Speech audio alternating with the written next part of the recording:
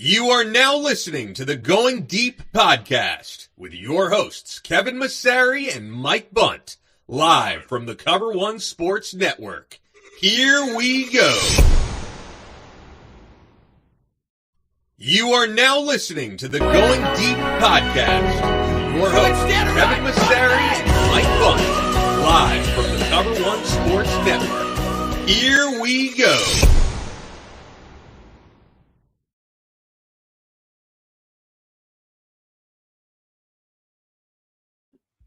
Welcome into a new edition of the Going Deep podcast. I'm your host, as always, Kevin Massare, here with Mike Bundt, brought to you by Sons of Erie. We have a great draft edition. We're going to go through some receivers, some linebackers, a couple other position groups. I want to talk about a few tackles, and we're definitely going to break down a few things for you coming right up right after this. Josh Allen, looking deep, going deep.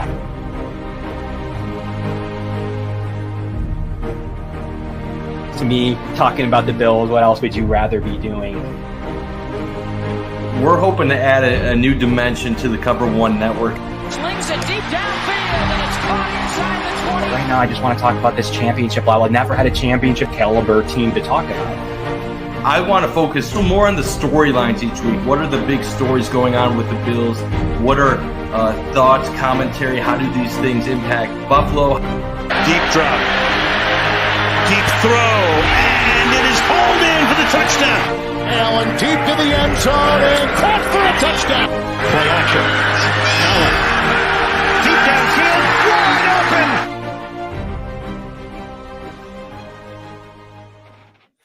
open.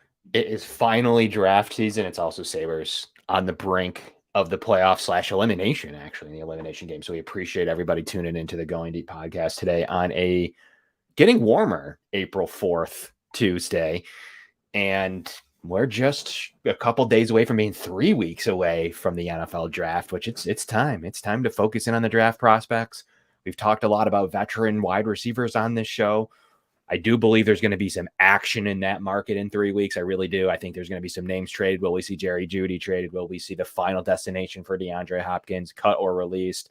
Will we see what happens with Derrick Henry? There could be some offensive players on the move in the next couple of weeks. So that is also something to keep an eye on. But the Bills have a draft to prepare for as we're getting into the crunch time now, and everyone's doing their mock drafts or simulators. Tis the season to be jolly, Mike. Yeah, absolutely. You can finally see some spring here in Western New York, which is nice. Finally getting above 50 degrees. There's a 70-degree day coming soon. So draft almost here, Kev. We have a lot to talk about in the next 3 weeks. We've covered what we wanted the Bills to do in free agency. We've had a few weeks to talk about their recent additions, and now it's time to talk about how are they going to put the final touches on this offseason with the draft coming up shortly. It is. This is a big draft for the team. They need to hit it. This needs to be similar to Kansas City's draft last year, where you're hitting on prospects. They're getting a good amount of playing time. But let's start first on the offensive side of the ball. One of our favorite positions on the Going Deep podcast, through and through, the receiver room. We do believe that there is one big opening left on the roster. You have guys like Hardy replacing Isaiah McKenzie. You have Sherfield replacing Jake Kumaro. You also, you're still bringing back Stephon Diggs, Gabe Davis, and Khalil Shakir. There's your five, pretty entrenched. Something crazy would have to happen for any of that to change. But I do think you still have one available and opening right on the roster for premier playing time. Obviously, you have Gabe Davis potentially moving on after the season. If he plays really well, he's going to price himself out of Buffalo. If he doesn't play well at all, will he return in that case either? I'm not sure. But then you have also Sherfield on a one-year deal. So there's definitely some movement that's needed at the receiver room. So I think it's a big one. I think that the Bills take a receiver top 60. I'm pretty established, and I'm pretty sure about that, Mike. What are your opinions on that? I think that would make sense, all things considered. One thing that could take them out of that is if there was an unlikely signing of OBJ, or if the Bills did pull the trigger on a trade for DeAndre Hopkins and give up draft assets for that. But assuming those two things don't happen, which at this moment I wouldn't bet on either happening, things can change between now and the draft. I would think that drafting someone in the top 60 would make sense. I think we've narrowed down the guys in the first round that we really believe would be their most realistic targets. If they don't go receiver day one, that's when it gets a little bit trickier. Day two, who are the guys they could target in the second or third round? More variety there overall, but it's definitely a position that there are guys that would fit what the Bills are looking to add overall. I know some people have said this isn't a great wide receiver draft, and maybe it doesn't compare to recent years that strong.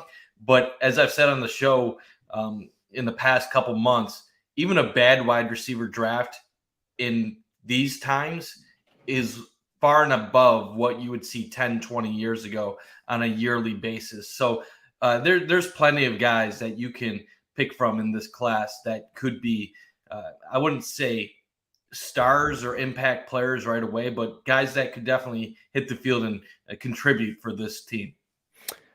Mike, what's your opinion on, I want to start kind of in a crazier scenario. What's your opinion on trading up? There are four receiver ones, receivers that will get a lot of playing time that might be on the top of people's boards.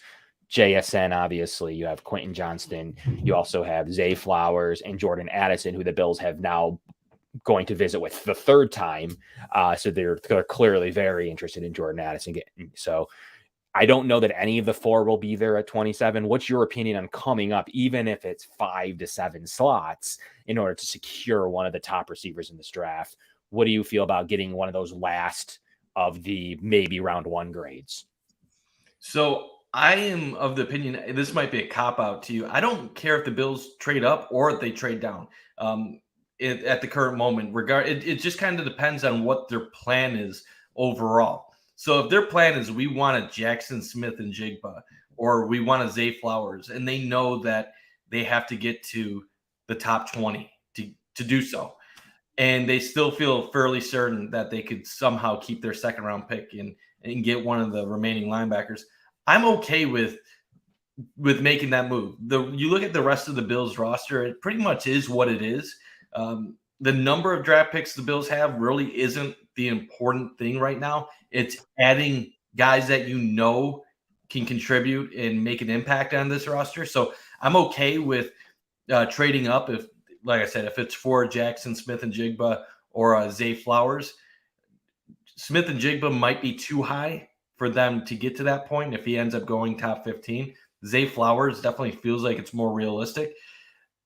A Jordan Addison, we never know because obviously it's all just smoke out there. Some people believe he might be able to fall to 27 to the Bills at this point. If Addison is similarly graded to what you have a Flowers or Jackson Smith-Njigba, you might be fine just sitting at 27 depending on how things shake out. And obviously Josh Downs is another guy that people like around the Bills. So if the Bills are high on him, they could stay at where they're at currently as well. So I'm not opposed to the idea, Kev, but it really has to be for a select few of those guys. Otherwise, I would wait it out until you really had to make a move at that point. Yeah, so if you look through what I perceive to be the tiers, and the tier 1 to, I mean, I've seen Quentin Johnston like top 5 on people's boards, on actual experts / draft scouts, people who've had positions of GM in this league have Quentin Johnston as a top 5 player. So that's interesting to me. I don't know why he isn't like the receiver 1 on most boards. I think he should be. I think he's that talented. He runs the entire route tree. Yeah, but I think we know why. He played at TCU. He's under the radar. He didn't get the attention throughout the year that some of these other guys have. We knew who Jordan Addison was. He was a Biletnikoff, I think, winner at Pitt, was a highly touted transfer to USC. We knew about Jackson Smith-Njigba. He had one of the best Rose Bowl performances of all time. And so Zay Flowers would be the under the radar guy at Boston College, but it's almost like he's gotten to the point where he was so under the radar that now it's the opposite, where he's the guy that's getting all the hype. Quentin Johnston has just been that guy that steady. People think he's great, and you really don't talk about him because of that. I think what's really cool about this draft class is that people might rank these guys a little bit differently. And that's what makes it time for you to be able to scoop up who might be your receiver one. I think that that's something that I've talked about a lot extensively over the past couple of weeks is that, yes, Quentin Johnston might get that little bit. Well, I think I can trust Jackson Smith and Jigga more. Well, maybe I like some traits of Jalen Hyatt.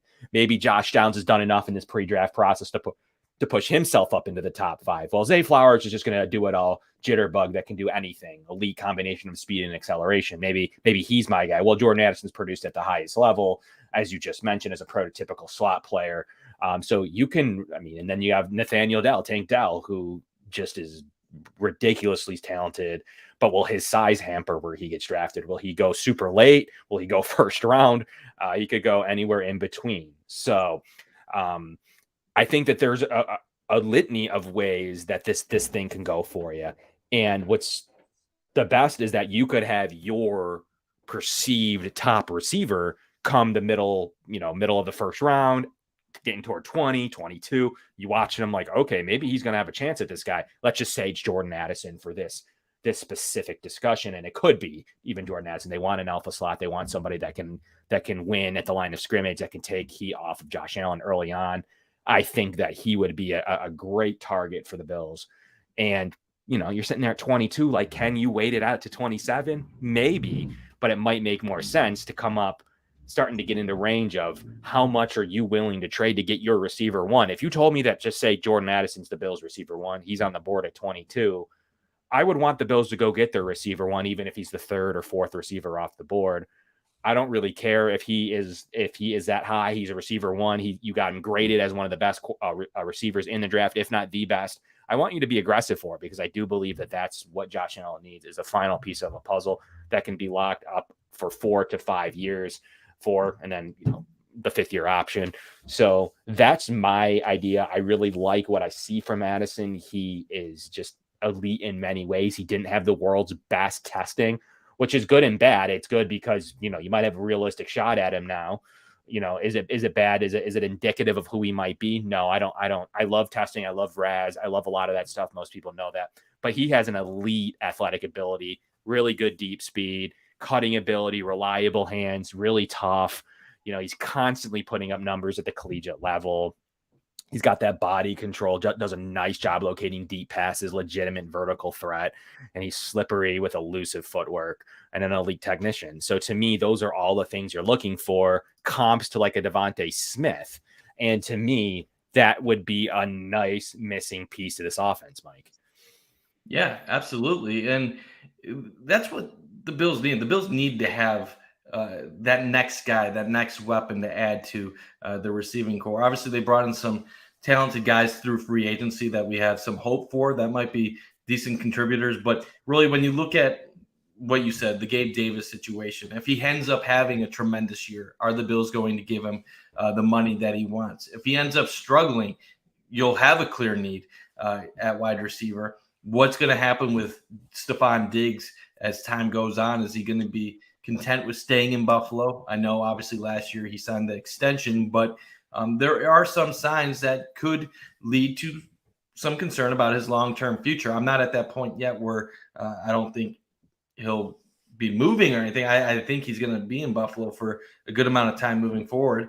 And I'm not worried about the cryptic tweets and what everybody gets involved with. But wide receiver is a position that's going to have to be addressed because Diggs is going to be on the wrong side of 30 coming up soon. You don't know what the future is with Davis. Is Shakir going to develop? We'll have to see how that goes this season. So it does make sense to invest highly in a guy like that. I think Addison would come in right away and be a solid player for the Bills. If it's not Addison, Zay Flowers would be absolutely dynamic for the Bills as well, would fit in perfectly as a weapon for Josh Allen. Like I said, Josh Downs is a guy that some people compare to Cole Beasley in the way that he runs routes. I think we would all agree that the Bills could certainly use a player with that skill set on this team, especially for Josh Allen, who significantly lacked that last year in this offense. So it does make sense to take an investment at wide receiver day one. And that's obvious. That's my preference right now, Kev. I know some people will say that's falling for the skill positions, the sexy picks and stuff like that. And I know I'm a sucker in this, Kev, but it really, when I evaluate it compared to the other options, linebacker or offensive line, I just don't know how those positions really stack up at pick 27 overall. When you're talking about a Jack Campbell or some of the other linebackers that are on the board at that point, they're really not first round caliber guys. And I feel like that would be a reach. And if you're looking at offensive line, yes, you have Darnell Wright, but then you have the whole dilemma with Spencer Brown. And do you move on from him? Do you give up on him this quickly? So the wide receiver is the simplest. If you have a guy, you know there's 2 or 3 guys that have that value right where you're picking. It does make sense. I'm not saying it'll happen, but it does make sense. Yeah, I'm just sick of relying. Like, this is a team that's ready to win now. I'm sick of relying on 3rd and 4th round players. Sure, you could hit it out of the park. You've hit before. You got a little bit of value out of Singletary. You've definitely hit in Dawson Knox. You can hit in that 3rd round range. Sure, you can hit in the late 3rd, late 4th. You got Gabe Davis. So, you got Khalil Shakir in the 5th. So at some point, sure, there's some credence to let's wait it out for it. I like this guy that's always available. It could be any of the receivers we've talked about. It could be a Michael Wilson. It could be, it doesn't really matter who you're talking about here. This goes for, it's more of a blanket statement. Get him an elite player at a position that could really benefit this offense. I'm sick of saying oh, well, he might be good. Let's, I think I'd like a little bit of his film. To me, it's get the best possible players for Josh Allen early on and win that way. Build the trenches in the middle rounds, offensive and defensive. Get your Jack Campbell, Trenton Simpson, Drew Sanders more in the 2nd round. I think you're okay, to your point, Mike, about reaching on Jack Campbell. That's a perfect round to go ahead and select a linebacker in the 2nd round. But get that elite playmaker that you've seen, the Devontae Smiths of the world. You want a lot. No one's saying to trade up to 4 to get Sammy Watkins. We're saying here to make sure you select toward the top of these tiers to mitigate the risk of missing on a player. The Bills could insert a 5-year receiver right now, today, to this offense if they hit this pick. I don't want to take more risks as you go to the 2nd round. Take more risk as you go to the 3rd round. Take more risk as you go to the 5th and 6th round. Those guys might not make the team. So realistically, we have some of that mid-tier talent. You have Khalil Shakir. You have Sherfield. You have Hardy. We have a good basis to have those 4th and 5th round picks. To me, I need to take a step and select a player who I think might have elite skill set, who might have a smaller chance to bust. That's the way I look at this receiver room. I think everything else can go linebacker, then you can go DT, then you can go OT. I just personally think the team likes Spencer Brown more than the average fan. I really do believe that. I don't think that we're in any mindset to draft a receiver a tackle at 27 and have him in a full out competition with Spencer Brown and have people competing and complaining about we don't play draft picks. Well, yeah, because we're picking players that may compete with a traditional starter that we like there. So I think the better move to me is insert a plug and play day 1 slot starting receiver in Addison, in a Josh Downs, in a Zay Flowers that can do everything for your offense rather than, well, we think he'll be good. I think I've watched some Tennessee tape and think their tackle's good. Yes, Darnell Wright has a chance to be a good football player in this league. If it's a smaller chance or a larger chance than we think, he'll be gone at 27. He's not just there at 27 as a shoo-in day 1 right tackle. There's some question marks there, but if he is selected earlier, that would make me feel like he is going to be a shoo-in right tackle. I just personally think that they like, it's not me. I personally think they like the right tackle situation. They obviously have a left tackle. So to me, I'm going out and I'm selecting the receiver. Interesting in this topic, though, Mike, is tight end, and there's a lot of them. It's one of the best tight end years ever. I've heard a lot about maybe Darnell Washington at 27. Let's run the ball more. Let's get another tight end blocker in there that can help out Spencer Brown. I don't know that that's worth the 27th overall pick. I'm more in the mold of get another good receiving threat, another athletic freak who can do everything in the mid round. That is a position because you have a starter that I'm thinking of the mid rounds for. What's your opinion on tackling And there's tight end too? decent tight ends that should be available in the mid rounds this year as well. So that's another reason why I don't think you need to take a tight end at 27. I know there's some good top end talent. I just don't think it's necessary right now, especially with how the Bills use tight end in their offense. And you already have Dawson Knox signed to a long-term contract. Wide receiver just makes more sense to me. And I'm open to listening to other positions. I'm not anti Darnell Wright. If the Bills end up taking a guy like Wright at 27, I will accept the move because I will know that they plan on him being the right tackle and that he will play a significant role in protecting Josh Allen going forward. If the Bills went a Jack Campbell, or if they went with one of the other talented linebackers like a Drew Sanders, I wouldn't know if I agree on the value, but I would understand they're trying to plug a hole. I just think it's important that when we look at how general managers address the first round in the NFL draft, they're looking to get high ceiling players. They're not trying to make a safe pick in the first round. They're trying to go after maximum upside. And I know some people can say, well, pick 27. It's not the same as picking in the top 10. You're not guaranteed to have a guy that's going to come in and be an instant Pro Bowl caliber player or instant playmaker overall. But still, if you know that you have guys graded in the second round and you have a selection of 2 or 3 linebackers that you feel like you might be okay with, why reach for the slight increase in ability? These are just hypothetical numbers, but if you have Jack Campbell as an 8 out of 10 and you have another linebacker in your class as a 7.7, is it worth reaching in the first round for that player over another player that you do have an equally high first round grade on?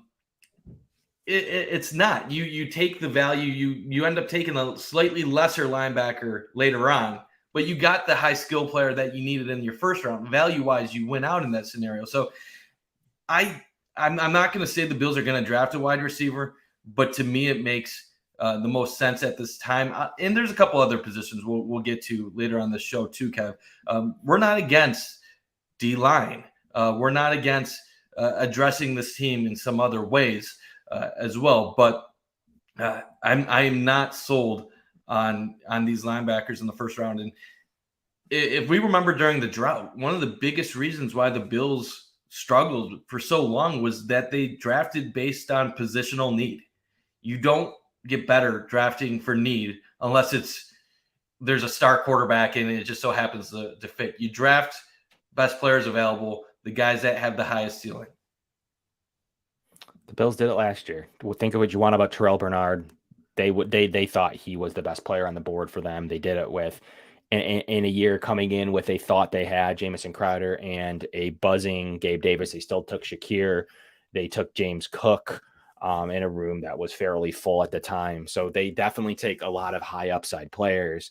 And I really think that tight end is one that you can get in the later rounds. That's where I'm going to flip from receiver, where you can, you have Michael Mayer, you have Kincaid, Darnell Washington, Luke Musgrave, you have Strange, Laporta, Tucker Kraft, Schoonmaker. You have just a couple of really Zach Kuhn. So you have a couple of really good names that you're going to have the option to select one of them later on in the draft. So to me, I really like the ability to score that tight end in the 3rd and 4th round. And I think that's where the Bills are going to add to that room. They definitely need a tight end too in the system. I think that's a good place to do it with this high upside draft. Receiver to me is as close to a lock as possible, unless they feel that they can get one in the 2nd. For some reason, I do need one in the top 60 though. I'm sick of getting the 10th best option, hoping a guy falls as a 12th receiver because he had a bad combine, a la Gabe Davis. You have Isaiah Hodgins, who took forever to kind of develop in New York. Now you have the ability to go get a top guy. So we do have to talk a little bit about tackle, Mike. I just want to finish off that point though. I do think Brandon Beane realizes that as well. Based on the amount of visits with Jordan Addison, based on the fact that Brian Beane was at Zay Flowers' pro day at Boston College, I think, and I know a lot of people fall victim to, well, this is what the GM said. This is what he's done in the past. So this is what he's always going to do going forward. I don't believe that's the case with Brandon Beane. I don't believe that's the case with Sean McDermott. I believe that they look at situations and they try to make smart, informed decisions based on the evidence presented in front of them. When Josh Allen first came here, it was evident in 2018, we did not have a good receiving core. We left him out to dry. So what do? They bring in guys like Cole Beasley, John Brown. They wanted him to be surrounded by veterans that could teach him, that could help him. Then they make the splash move for Stephon Diggs. That's the first superstar. Now you look at everything with this team, what makes the most sense? Not spending money on free agent receivers. I'm talking the big receivers, not guys like they brought in you're going to overpay for it, that you can't fit in the cap. If you're going to trade for someone, it better be a guy like DeAndre Hopkins. But if you don't make that move, now is the time where you start reinvesting in your receivers by getting guys on rookie deals that have high upside that will help you be able to invest in other positions as time goes on. So I think this is the time, Kev. It's going to be this year or next year where they start putting money in draft assets to improve the receiving core. I think that people have this notion of like they need to get an offensive lineman and the depth is bad. They just completely upgraded their interior depth all off season, no matter what we think of it. The Edwards deal, the McGovern deal, they have Bates and they still have Tommy Doyle coming back is I've been told he's a guard now. So they have a ton of talent in the interior of this offense. And first and foremost, I'm completely ruling out interior. That was a top need. I think they did enough to not need that be in the top 2 rounds. Tackle now. You have a left tackle making a ton of money who's your franchise left tackle. And you have a right tackle making like 1.1 million who they really like. They love his athleticism. Offensive linemen have told me they like to play next to Spencer Brown. He's going to continue to develop. He played off of a debilitating back injury that he shouldn't have played with. And they signed the veteran swing tackle in David Quesenberry. Yes, you could have an elite right tackle there, but at what cost? It's still, to me, a pretty solid tackle group that I will think they'll add the final offensive lineman to in this draft. I just don't see it in the top 60 picks. That's all I'm saying here. I do believe that it could use a talent influx to put one more young player in the system. To me, you can do this at any position group. Well, you can just grab Mingo and Tillman and Mims at any point. Like, sure, but you can do that at any position. Why is that different than being able to grab Bergeron or being able to grab a tackle just like you can? Like, I don't understand the difference. You can grab, whatever tackle might tickle your fancy. Where's Anton Harrison going to go? Where's DeJuan Jones going to go? Where's Jalen Duncan, Cody Mock, Blake Freeland? There's a bunch of players there. You can do the same thing at the offensive tackle position. The only difference is I want to guarantee the top flight receiver in the first round. So that's important to me. You don't know what's going to happen down the road with Diggs and Diggs' contract. You don't know if you're going to sign Davis. You already know that Sherfield's gone. You don't know if you're going to even bring back Hardy next year. You have basically Shakir left out of that unit. So to me, I need to secure a top option to continue to get this offense going. That's why you can do this at any position group. Well, yeah, but take this. Like, a lot of people love the second round because you're trying to get somebody that's ranked high to fall. That's why people love the second round so much, because you hang on to the second round. Like, well, I can get Josh Downs in the second. Well, I mean, maybe, but you're just kind of guessing at who's going to fall from these groups. And that's always fun to grab a faller. Well, maybe that player fell for a reason. So it's always not the world's best philosophy to just rely on a faller. Go out and get your guy. You have him ranked at 27 for a reason and maybe even higher. So go out and get him.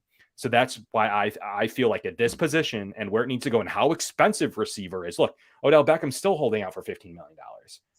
At some point, and then the whole hang up with Hopkins has to do with his money and contract because they've earned it.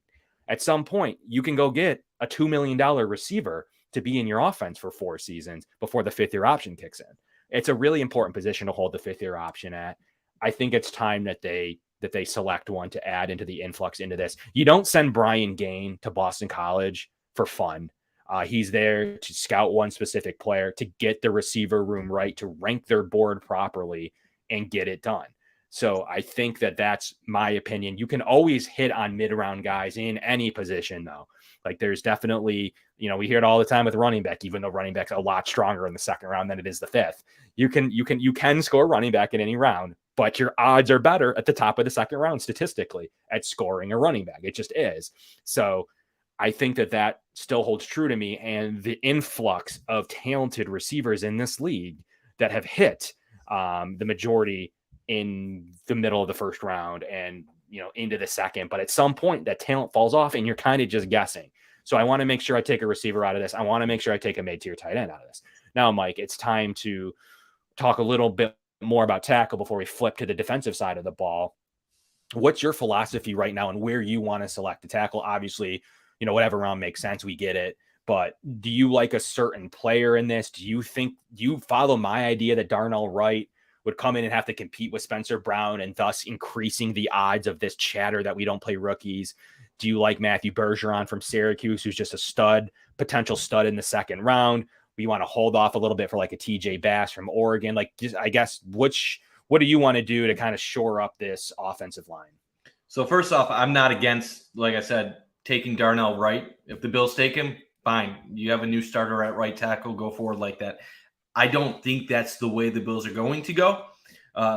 As far as where to take a tackle in this draft, if they do choose to take one, there are some good guys in the second round. They could get one day two. That could be competition for Spencer Brown. Now, I'm not against that. If you got someone in the second round and they end up competing with Spencer Brown in camp and they win the job, more power to you. You found a way to address the line. You didn't. You still got your first round caliber guy at linebacker, sure, wide receiver, whatever, and then you still got a starter out of the second round for your line. So I'm okay with that. But I want to mention something about this offensive line. People act like they're just absolutely horrendous. I just don't agree with that, Kev. We've gone over some of the numbers. Were they poor last year? Yes, they did not have a great season by any statistical means. But I think the way they struggled in the big moment against Cincinnati led us to having a larger emphasis on it than what it really needed to be. We went into the offseason saying they need to find a way to upgrade a few positions. They had to address left guard with Saffold, and they did. And they brought in two guys with previous starting experience to take over. You already have Deion Dawkins, who is a good left tackle in this league. You have Mitch Morse, who's a good center. And unless something drastically changed, I think most fans wanted Ryan Bates to remain part of the team after his stint at the end of the 2021 season. So really, the only two spots that could be changed was left guard, right tackle. I don't think they're ready to move on from Spencer Brown. You've said as much as well. So really, at this point, I think you're drafting for competition at some point, day two.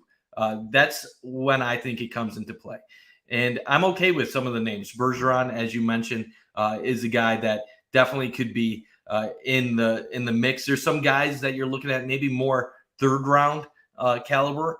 And if they ended up Bills doing a combination of wide receiver round one, linebacker round two, right tackle round three, I'd be perfectly content with that. I don't want to pretend to guess who it's going to be if they do go that route, but it's obviously a position where they can upgrade. How much did the injuries play a role in Spencer Brown's struggles last year? I'm willing to bet at least a little bit. I mean, he was definitely a detriment. He struggled mightily for the Bills last year. So do they need to get better at right tackle? Yes. Do they need to give his job away right now? No. But do they need some competition in case he doesn't live up to expectations once again? Yes. So that's where I'm at, Kev. I'm not ready to move on from Brown, but I'm also not ready to just ride and die with him for another season. I agree. And offensive line agrees. Aaron Cromer agrees. I've done some research into this. I've talked to people who know the offensive line well, who know who plays on the offensive line well. and they've been told that they expect Spencer Brown to be the starting right tackle. Brandon Beane could have different ideas come, 3 weeks from Thursday. If Wright is sitting there, he is growing on boards. He is sitting probably. That's the funny part about Darnell, right? I also don't think he's there. I'm also not convinced he's even there to be in there. He's just as likely to not be there as these receivers we're talking about, or Bijan Robinson. He's probably not there. If he's this entrenched starting right tackle, there's zero reason he's lasting till 27th overall. He's gone in the top 20 with his running mates of Paris Johnson and Peter Skronsky and Broderick Jones and Darnell Wright. Those four are almost gone for sure for me. Sure. So if one of those four do fall, okay, we can open up the door because I think that those are elite level 1 tackles. But as you start to go down a little bit into the Anton Harrisons, Dewan Jones, Jalen Duncan, Matt Bergeron, Cody Mox of the world, I'm feeling more like I want to wait on it. I'm feeling more like that tier to your scenario. I'd rather see what happens in that scenario. The only problem with the tackle scenario, Mike, is you need to, that's where I have pegged linebacker right now. That is exactly where I have pegged line. I like your idea. I think that's a good place to select one, but I'm thinking more no holds bar in the third round. I want the best talent at third round. I don't want reaches. I don't want to think of a position that I think I need. I want the best person available. Could be defensive tackle in that as well. But yeah, I like Dewan Jones. I think that there is a good amount of talent there. I just don't know that I can make that. I can swing that knowing what I know about Spencer Brown and how much they like him. I got Dewan at the 40th overall prospect. So it still feels like we talk about reaching on linebacker all the time. Why are we going to then reach on the next tier of tackle, especially if Wright's gone? Harrison and Jones, I kind of feel like I'm reaching because those guys are in the 40s to me. Bergeron's in the 60s with Duncan. So that's the round I want to play in personally. And maybe even later, because I personally like guys like Ryan Hayes from Michigan, Warren McClendon from Georgia, Jackson Kirkland from Washington. I like some of those guys later on in this draft as players to put in the system and pipeline to develop as your final offensive tackle in the room and have ready than I do taking a premium asset just to make sure I replace Spencer Brown playing through back injury the entire season, who probably shouldn't have been playing. So that's kind of how I have a wrap on the offensive tackle group. And I'm sure we'll talk more about OT and receiver in the coming shows, but another hot topic right now around Bills land, defensive tackle and linebacker, more importantly. Everyone brings up 4 defensive tackles, all on 1-year deals remaining. At some point, you do need to put somebody in the system, but I like to say you're going to resign some of those guys. You're going to be able to sign free agents in general next year. You're going to have another draft next year when this matters. This isn't the years of needing to put somebody in the pipeline to not play. This team needs to win now. If you sign a defensive tackle draft in the 2nd, 3rd, or 4th, they're not playing. Those 4 guys make $4 million plus each. Jordan Phillips makes more than I thought. They like to settle for a reason. They didn't just keep settle to give him $4+ million guaranteed for no reason. They obviously like Oliver at this stage. And, everyone likes Jones. So to me, I don't think that there's room for a defensive tackle this year. We bashed Terrell Bernard for putting somebody in the pipeline. And then everyone's like, yeah, but defensive tackle, you're doing the same thing. So either you love the Bernard pick and you love putting him in the pipeline, or you don't, but then you're doing the same thing at defensive tackle. Unless they trade at Oliver, which is looking less and less likely to me right now. It could be used in draft day, but for sure, post draft day, I do not see him moving. So I think that defensive tackle is where it's at, and I'm not going to just utilize a defensive tackle draft choice right now because I need someone in the system or like Mazi Smith. Sure, but that room is going to have someone inactive on game days, and we're paying a lot of money for one of those inactives, whether it's a high draft choice or it's $4 million plus that could have gone elsewhere. So this is the defensive tackle group. It is what it is. It's going to be Oliver. It's going to be Jones. It's going to be Phillips, and it's going to be Settle. That's the defensive tackle group. There'll be a late round draft choice there. I do feel good about that, but that's going to be the defensive tackle room, Mike. I'm not really budging on at this stage unless Oliver moves, then the door opens back up. Linebacker though, that is the position of discussion. Everyone's trying to figure out where Jack Campbell is on their draft board, anywhere from 27th to 60s. Can we wait it out for Jack Campbell? If we lose him, there are other choices. Give me your rundown on the linebacker room and what you'll do. So first off, I want to say I feel like people are talking about linebacker like it's the biggest thing in the world right now. And obviously the Bills lost Tremaine Edmonds, and it's an obvious hole on this defense and probably one of the easiest holes to spot on the entire team. But I don't think it's worth reaching still at this point. And the big reason why is, do we really believe that whatever rookie they plug in at linebacker is going to be the make or break difference between this defense being elite this year or them being average? I don't, Kev. They could have any of these guys that are day one, day two picks in that linebacker, and it would not change my view of this defense one bit at all. You know what will impact my view, Kev? They have Micah Hyde back. They have a healthy Jordan Poyer. They have Taylor Rapp backing them up. Tim Graham wrote that DeMar Hamlin is not far away from being medically cleared to return. The biggest thing will be mental hurdles for him and how he approaches coming back. You have Trey White, another year healthier. You have Benford, you have Elam, you have Dane Jackson battling for the 2-3 corner spot. You have all-pro Matt Milano. You have defensive line with healthy Daquan Jones. You're going to get Von Miller back at some point. Do we really think that just a liability at linebacker is going to kill the entire team? I don't, Kev. And for that reason, I don't justify taking a guy that might be the 50th, 60th prospect overall at 27 just because he fits a hole on the team. And I think that's what too many fans are looking at these draft mock drafts right now. They're trying to fill holes. Stop trying to fill holes. Fill the holes with guys that fit. Draft for the best players available. And if you have a combination of a guy that's great, has the value of where you're picking, and fits a need, all for it. But I don't think at this point Jack Campbell warrants being 27. If the Bills trade down and they have an early second-round pick, mid-second-round pick, I'm fine with that. If they do take Jack Campbell at 27, I'm not going to freak out. I'm not going to be upset. But in the end, they're not getting their value out of it. And I know some people will say, well, all that matters is plugging in the spots, getting the players that you covet. I just don't agree with that 100%, Kev. And there's a couple guys at linebacker they could target in this draft. Obviously, we talked about Campbell. There's Drew Sanders, Trenton Simpson. There's a couple different ways they can go. What I think has led to fans and people mocking Jack Campbell 27 overall is that you see the need, and then you see this being one of the worst, a pretty poor linebacker class overall.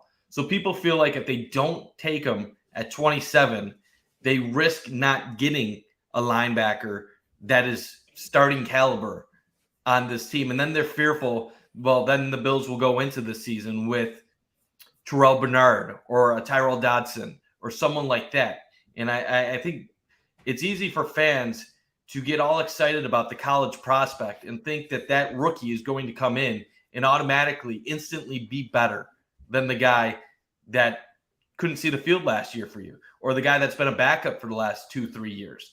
But that's not the case, Kev. Who knows what the Bills have in Terrell Bernard?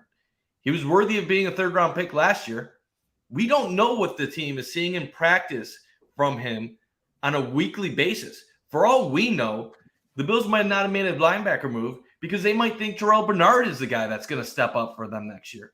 For all we know, they might want to give Dodson more responsibilities going forward. I'm not saying I feel confident in that, but just because people are saying it's a hole, they need to address it, doesn't mean that Brandon Beane feels that same way. Now, I do think they will get a linebacker. I just don't think it needs to be in the first round. Yeah, I mean, I agree. So I believe that you don't need to draft linebacker that early. I think that you can play it in the second round. And to your point, if they miss out on Simpson, if they miss out on Sanders, if they miss out on Jack Campbell, well, yeah, maybe they're fine with their backup plan of Bernard and potentially Dodson. Maybe they have a veteran on the trade market. They would go down that way if they knew they didn't score one. Maybe there's one currently on in free agency that doesn't affect the compensation formula after May that they could entertain. So there's definitely, they're not done at the linebacker room if they don't take one in the first round, to your point. You can wait it out in the second round, feel pretty good about getting another talent in the system, and go from there. So I personally believe that linebacker is a second round target. If it goes a different way and they're all gone by the time they draft, they go out and get maybe to your tackle scenario. Maybe they take your tackle in that scenario. Maybe there's a high end tight end they like there. Maybe they put another defensive end in the system to develop. And I just personally think that they need to be smart with the linebacker room and not force it. I don't think we need to force selecting a linebacker because everyone in the league thinks we need a linebacker. Well, have someone trade in front of us, take Jack Campbell at 26, and then another prospect falls to us, whatever. But I think that the Bills are more than efficient and waiting for the linebacker room to come to them, because it's the same thing that everybody is saying at the defensive tackle position, that let's wait it out. Let's add another talented player to the room. Let's make sure, we're good at defensive, but then we're not, but then we're passing on Bernard. I don't understand the philosophy structure there, Mike. And Kev, think about it like this too. And I think this point is getting really looked over and ignored. Why did Brandon Beane not bring in a free agent linebacker? If he truly believes it's as big of a hole as what this fan base believes it is, why didn't he sign someone for security? Hell, not that whoever you would sign would be an impact player, but you would think if you were worried about a weak draft class at linebacker where there's only 2 or 3 guys that might be starter capable year one, if you were so concerned about the draft class and you had a hole, you would sign someone. You would have found a way to make that a priority in free agency. The Bills didn't. That means whatever they're thinking is different than what the rest of us in the fan base are thinking regarding the position. Now, I could be completely wrong. They could draft Jack Campbell at 27 overall, and my entire point here could be ripped to shreds. And maybe Jack Campbell was the guy all along, and they felt confident that they would be able to get him at the end of the first round. And they were like, you know what? We can draft whatever second tier wide receiver in the second round. We can draft a tackle in the third, whatever. We can go that route. And if that's the belief, well, then it makes sense that they didn't sign a linebacker in free agency. But Brandon Beane has consistently shown throughout his time in Buffalo that he places an emphasis on value, whether that be trading back twice in the draft last year before eventually selecting James Cook, because he knew James Cook was the guy he wanted, but he also wasn't going to accept picking him early in the second round when he knew this guy, that's not his value yet. We can trade down. We can acquire assets and still draft this guy later on. So, like I said, Kev, I'm okay with some of these linebackers. Jack Campbell, I'd be excited about him joining the Bills. I do think he's going to be a quality player. There's a reason why fans are high on him, why most mock drafts are high on him. But there are other guys. Drew Sanders transitioned to that job recently, and he had a tremendous season in the SEC. Trenton Simpson is a guy that you could maybe wait on a little bit longer and be able to take as well. So we'll see how it plays out, Kev. But ultimately, I do think there's some signs that maybe Beane isn't the same as what we all are on the position. But we'll see. We'll hear rumors. We'll hear smoke throughout the next 3 weeks. And one way or another, we'll get the answers. I like this point. We hear all the time about the Chiefs and their draft. I think that just in the Bills guys, they have all these players and a future for Kyer Elam. They have a future plan for James Cook. They have Khalil Shakir, Terrell Bernard. I mean, there's a world where 3 or 4 starters could be in starting positions to start September. So just because they didn't need to get all these reps in against the Titans in week 2 doesn't mean that this draft class won't see some fruits of the labor that of what they put in. So they have 4 young players from that draft that they feel could be starters on day one. And we'll see how that looks, and just really comes clear in 3 weeks to which one of those position groups they, as Beane says, they draft over. So I think that, there's going to be talk about trading back to, takes 2 to tango. So if you're trading out of a position, there's got to be somebody coming up for a player they really love. The only time that ever happens. So when someone says, well, what if the best player, there's a quarterback? Well, you're trading out then. That's the scenario where you trade out. There's a best player, there's a quarterback. He's worth value. You can get value. You leave that draft slot. Obviously a lot of people are like, well, then, you would take a quarterback then if you draft true BPA. Nah, you maximize the pick if it's true BPA. That's a scenario you trade back. Though you don't just trade back, you're mishmashing, all the tackles are gone, the 4 receivers are gone. Who's coming up? What are they coming up for? A player, it's got to be a player you don't need. Where would that be? The Bills could probably utilize a talented last player of the first round style of player at their position. I just don't necessarily see the value of leaving that 5th year option on the table to take a 4th round pick, that same 4th round pick that being traded away to move up 1 slot to make sure that no one would trade in front of him for Kaiir Elam. So I don't think that that's going to be enough to move back. You would have to have a drastic fallback to get a 2nd or a 3rd out of it, real far to get a 2, middle 40s to get a 3. So really, it's possible if Jack Campbell, to your point, Mike, is the guy that they're targeting, having 2 picks, minimize it or maximize the chance of getting them. You have one obviously in the 50s, and then if you have one in the early 40s, you're feeling pretty good about coming out of here with a linebacker, and then maybe, getting up that 3rd round pick. But I really like the 5th year option. I need a receiver in this draft. I don't want to keep saying, well, Mims is going to be, we don't know that where Mims is going to get picked. And second, we need to make sure that we maximize the receiver room right now. They've been clearly in on Hopkins. They've been clearly in on OBJ for 4 months.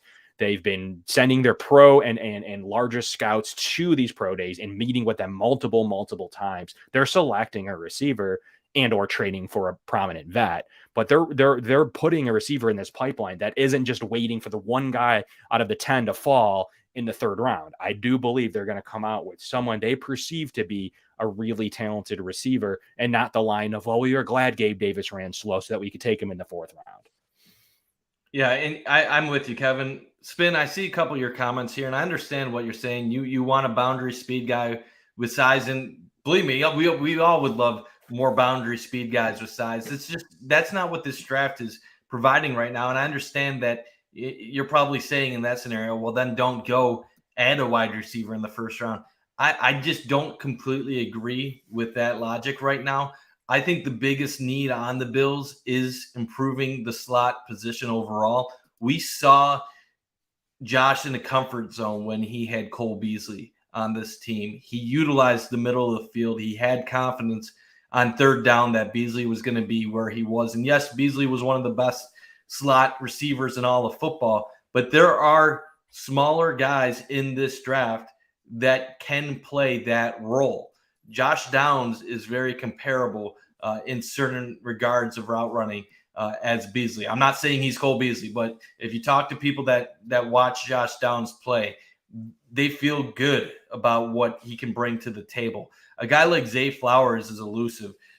Just because he's small doesn't mean that he can't be great at this next level. Same with Jackson Smith and Jigba. We're talking about a guy at Ohio State who comes from one of the best wide receiver programs in college football, who Chris Olave and Garrett Wilson said was the best of a bunch that involved them two, Jameson Williams and Marvin Harrison Jr., all at the same time. So, yeah, maybe a Jackson Smith and Jigba doesn't fall to 27. But there is a chance that you will have a guy like a Jordan Addison, a Zay Flowers, a Josh Downs overall. And I'm not against any of those three if they go to the late part of the 1st round. We've talked about these other positions. You can say that Jordan Addison isn't an elite wide receiver prospect, but we all know he's a late first round caliber player. He's not a reach at 27. Zay Flowers is not a reach at 27. Josh Downs may be a slight reach, but overall you're talking about a guy that will probably go early day 2. At linebacker, really, Jack Campbell is one of the few linebackers that you could somewhat justify, but he's all over the board. There's some people that think Jack Campbell isn't even a top 60 overall prospect. So yes, he's good, and yes, we can tie the Iowa connection with McDermott liking those Midwest Iowa players, but the wide receivers we've been talking about are all expected to be drafted around where the Bills are picking. The linebackers we're talking about outside of Buffalo are not getting mocked in the top 25, are not getting mocked in the top 30, are not getting mocked in the top 35. The linebackers are guys that are getting mocked 43, 47, 52.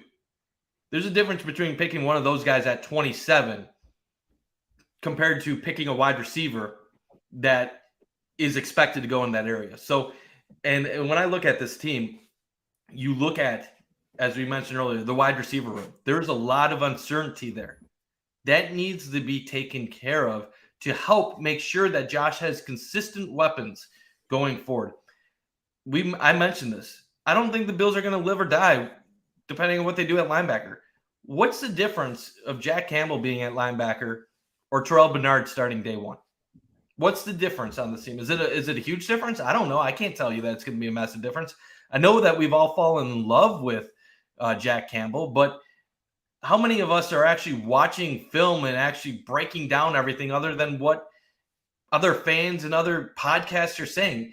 Kev, you can allude to this. You can talk about this, but sometimes the best and worst thing about NFL draft talk and even these podcasts that we do is it becomes an echo chamber. We just start repeating the same stuff that everybody else is saying. And I feel like that's the case with Jack Campbell right now. I feel like if this was January 20th, right after the Bills got eliminated, and you were asked if Tremaine Edmonds leaves, do you think the Bills should draft a linebacker round one? I don't think anybody would have agreed with that at that moment in time, Kev. I don't think anybody would have agreed with it.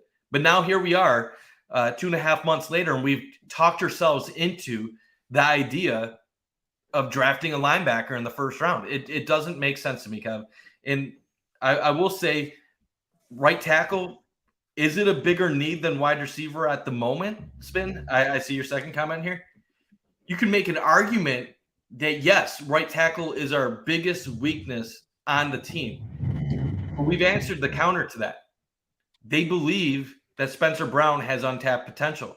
He was playing hurt last year. They're not ready to give up on him. So, yes, while they could upgrade right tackle right now, they don't think that right tackle is the same problem that we all necessarily believe it is. They don't. So if they believe that Spencer Brown still can be a good guy, a good player at right tackle, they're going to put their first-round assets into a different position.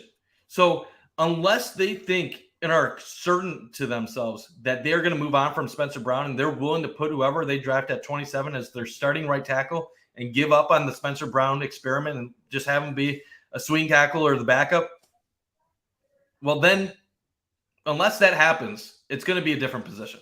I'm not saying it can't, but drafting a right tackle means you're moving on from Spencer Brown. Yeah, and as long as you're consistent, and when he goes, and if he becomes an all-pro for the Minnesota Vikings, I don't want to hear about trading him or the Hodgins. You can't have it both ways. You cannot have it both ways when you replace Hodgins because you wanted to keep Shakir on the roster, rightfully so, and do other things there. But can't have it both ways. We cannot continue to look at it from both sides of the coin. And the difference between like Cody Ford and Spencer Brown. Cody Ford was on his third position. They had already known he wasn't a tackle. They tried him at left guard, sucked at it, couldn't play right guard either. They traded him. That was the right decision. But it's different with Spencer Brown, who they perceive to be more athletic, who fits Aaron Kromer's style, who can combo block. He can pick up rushers, speed rushers. He couldn't backpedal at all last year with that back injury. He was stiff as a board, and it's going to make anybody look bad. So I think that right now, as long as you're not going to, this is where I, like, for myself, I'm going to disagree with someone like Spin, who says we have a horrible track record at drafting offensive lineman at 27, though. So those don't really go hand in hand. Like you're going to continue to, so they have a horrible track record, but yet you think that they're going to get it right at right tackle with an early premium asset. I don't get the logic there at all. Like, I don't think they have that bad of a track record at the offensive line. I think that it's really in the forefront when you have some like you went out like we did last year in the snow, but you have someone like Josh Allen who wants to create more time. They're in pass stats all the time. Their run at advanced analytics are really good. And in a lot of ways, their WAR wins above replacement, something that builds baseball teams. The Bills offensive line played better than the Chiefs. I'm sorry. It just is what it is, advanced analytics wise. I would say the Bills at some point, like, yeah, I would say, Kev, last year they were bad. I would say they weren't good last year. I'm not gonna say they're the worst offensive line in the world, but I don't think overall last year they were good. But just because I don't believe they were good last year doesn't mean that I think they'll stink every year going forward. We've talked about some of the guys on this line. Ryan Bates, that was an undrafted free agent where they traded for and found a way to make him be a contributor on this team. They've brought Mitch Morse from KC. They drafted Deion Dawkins. Like, this offensive line is never going to be confused for being one of, and I know you're not being, I'm talking about in general spin right now. This offensive line is never going to be confused with being one of the best offensive lines in the league. But I don't think the key for this line is to be one of the best. It's be average. Give Josh some protection and make sure that he's not having to run for his life every snap. And for the most part, before last year, I think they were okay. They were fine for the most part. I think last year was the first time in a while where they really became a huge concern, but there were some contributing factors to that. And Saffold just did not pan out. And they instantly recognized that and were like, goodbye. We're going to upgrade that. We're going to bring in a couple guys for competition. And Spencer Brown, as we mentioned, he had the injuries. You're talking about a second-round guy that was a third-round pick that had a 10 RAS. So we know he's extremely athletic overall. But I don't think it's fair to just expect a third-round guy to come in and be an instant solid right tackle for you the first 2 years, especially when he's dealing with stuff off the field. So, yes, has he been bad? Yeah, Spencer Brown has been a bad football player through 2 years. Are the Bills willing to give up on him? No. They invested a third-round pick on him. They still think he can be something. So I think that's the problem. Sometimes people believe just because someone has been bad that they will always remain bad and that the team should just give up on them and take the upgrade. That's not what the Bills are going to – that's not how they're going to handle this. Cody Ford, as you said, they had tried. They had given him chance after chance, position after position. It wasn't getting better. It was getting worse. They cut ties. They move on. Spencer Brown has been battling. They know where he fits. They invested a third-round pick. He has the high upside athleticism. And we forget that part of being a coach is actually coaching up these players and developing them. If the coaches didn't develop these guys, if they didn't try to make them better players overall, well, then you wouldn't be drafting guys in the 6th round, 7th round, because you just would have no hope. How do the Bills get guys in the 7th round, 6th round, and they end up playing? Well, sometimes they hit a diamond in the rough, and then other times they find a guy that has a skill set. They coach him up to the point where they're ready to be a contributor. And I think this coaching staff, especially with Cromer, who is known for developing offensive linemen, want to give it another go at it. So why don't I see them taking a right tackle? Because I don't think they're ready to give up at this point. Simple as that. People can disagree. They could say it's flawed logic. The Bills have too much faith in themselves. It is what it is.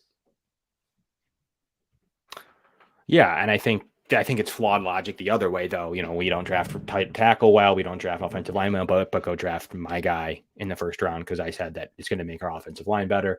Also, people love Shakir and think he's the next guy, and he was a 5th-round pick that didn't do he couldn't get on the field by all accounts last year. Like, there was a reason, you cut Hodgins. Where was Shakir before the playoffs? I don't know.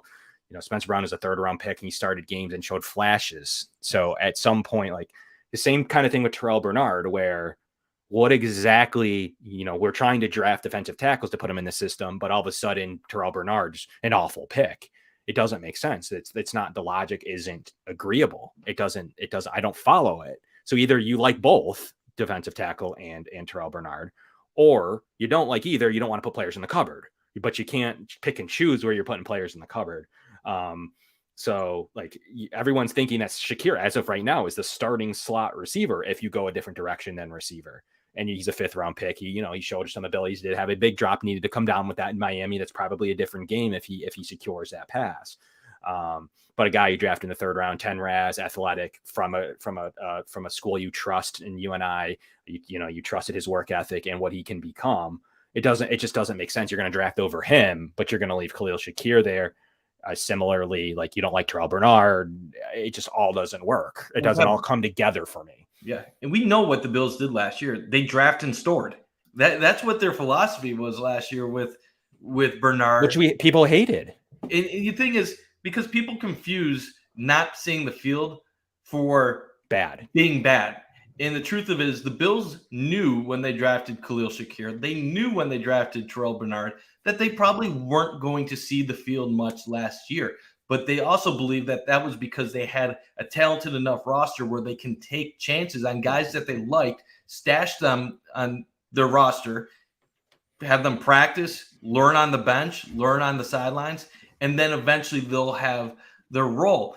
While then we see Kansas City, which what makes the point difficult is Kansas City ends up winning the Super Bowl, and the rookies did play a large role in that. So that makes this point difficult. But the all-world player in the sport. Kansas City was in a position of need. They lost several players last offseason. They had to replace them. So they had openings on their roster that rookies were forced into roles, and credit to them, when the time mattered late in the season, they stepped up. During the beginning of the season, were some of those rookies playing a lot? Yes. Were they playing incredible? No.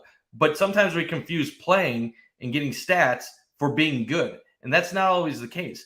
Now, in the future, as the Bills have more off seasons like this where they have to be smarter with the salary cap and they have to be better overall drafting, eventually some of these rookies and draft picks are going to get more playing time because the Bills are going to have to make decisions regarding how they allocate their resources.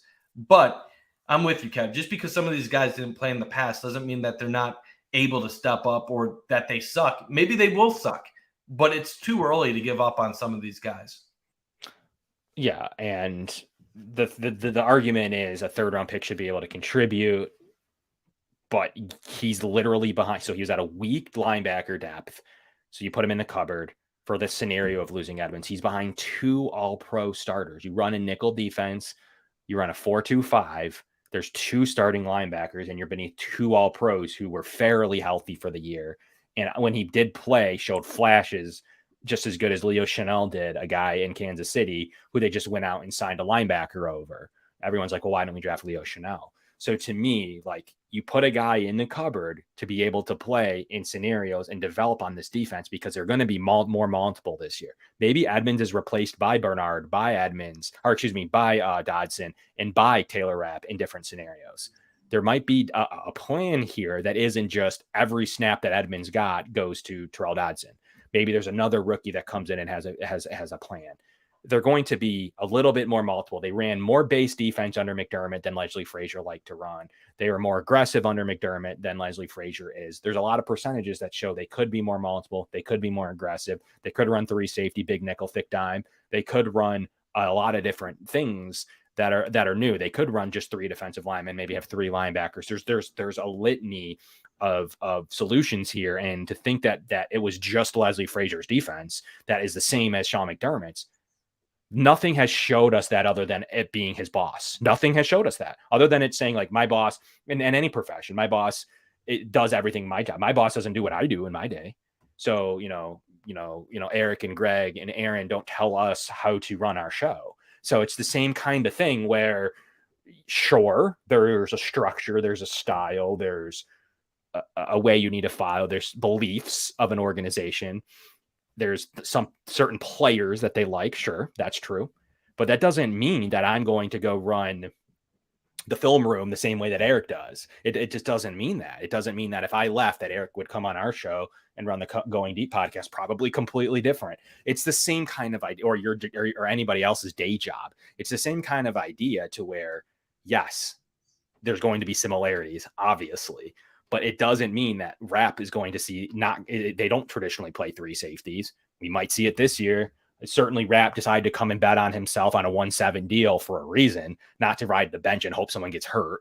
That's certainly not, or just play special teams. That's not why he came here. And I equally so think that there's plans in certain sub packages for Bernard in certain down and distances. I think there's sub packages for Dodson. So, and maybe even for a rookie. So Mike, that's kind of where I stand on this whole entire scenario. I wanted to keep the show kind of tuned in at an hour and 15 minutes today. I really appreciate everybody tuning into this edition. We're going to do more draft topics and coverage next week. We're going to get into more offensive tackle. We're going to get into more linebacker, talk about the defensive line because I want to get into it. We'll try to do a little bit more prospect related, certain prospects we like. We'll leave receiver on the table for now because I think everyone knows how we feel internally about the Addisons of the world. And I'll focus back on receiver as we get a couple of days before the draft. As Todd McShay just mocked Jordan Addison to the Bills, I think the growing scenarios here are that they're very serious. Possible too. I do think that's very possible. And I think they could do it at 27 the way things are shaping up. The Bills are happier than ever that he didn't do knockout combine stuff like other people did, because they do have a shot at him being the 3rd or 4th receiver now and him getting their power slot that they're looking for. So I appreciate everybody tuning in here to the Going Deep podcast on the Cover One Sports Network, sponsored by Sons of Erie. Some cool things coming down the pipeline with Sons of Erie, so watch out for that on next week's edition. We're looking at a couple of cool events that'll be going on in the Buffalo area that are really, really fun. Mike, what do you got for us? Any closing statement? Yeah, closing statement. It's exciting time right now. We're looking at a Bills roster that has a lot more optimism right now than what we had for it 3 months ago. And I know that's after free agency and going into the draft, and people could say that's when the blinders are on. But I look at the players that are healthy, that are going to be returning to this defense next year. I look at some of the offensive additions, how they're attacking everything. I see only 2 glaring weaknesses on this team right now, and that's right tackle and that is linebacker. And granted, I said that how they're going to address it might not be necessarily the way most fans would do it, but I think this team is in a spot to really be strong again next year and be a contender. And I'm excited to see what the final touches are for the squad through the draft, and can't wait to talk about it the next couple weeks. And that is it. That is a wrap on the Going Deep podcast. Please subscribe. Please 5 stars on Apple Podcasts. It is draft time. We're going to continue to bring you great content all off season long. We're going to be doing a live draft show for sure. So, stay tuned for that. But from the Going Deep podcast, I'm Kevin. That's Mike. We'll catch you live right here, 7:00 next Tuesday.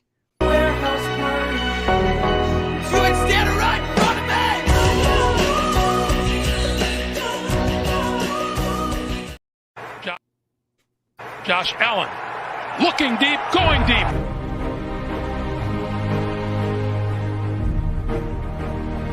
To me, talking about the Bills, what else would you rather be doing? We're hoping to add a new dimension to the Cover One network. Slings it deep downfield, and it's caught inside the 20. Right now, I just want to talk about this championship level. I've never had a championship caliber team to talk about. I want to focus more on the storylines each week. What are the big stories going on with the Bills? What are thoughts, commentary? How do these things impact Buffalo? Deep drop. Deep throw. And it is hauled in for the touchdown. Allen deep to the end zone and caught for a touchdown.